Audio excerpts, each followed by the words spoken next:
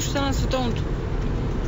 Колкото и пари да вземеш, каквото и да направиш, първият човек се остава първи. Втория вече е... Се забравя. Да, забравя се. Това е съжаление вече. А стате чувала ли си се? С кой?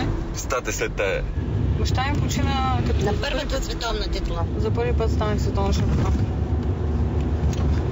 Извинявай, това не го знам. А преди това или след това? Аз се чух. Не, чух се преди... Бях в Китай. Той ми звънна и ми каза какво направи моето момиче. С Руди, защото тогава и Руди стана световен шампион. Вика, вие покорихте света, вика, убихте ги. И това беше. И после го видях за 5 минути.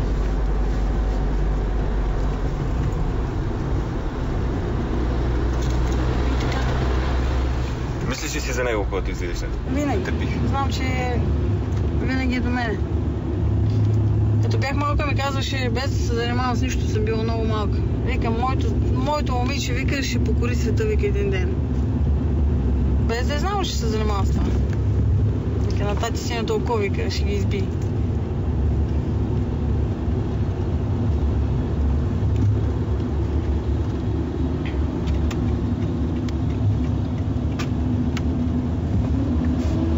И е познал?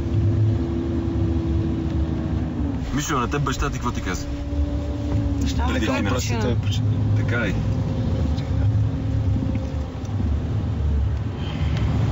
Сирачета.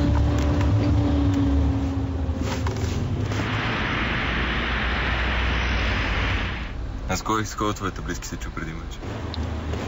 С всички си. Те какво ти каза? Да се боря до края. И да побеждавам.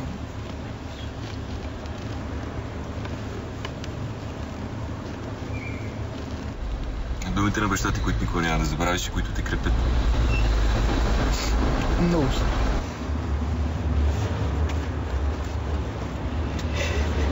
Това е единствено, наистина.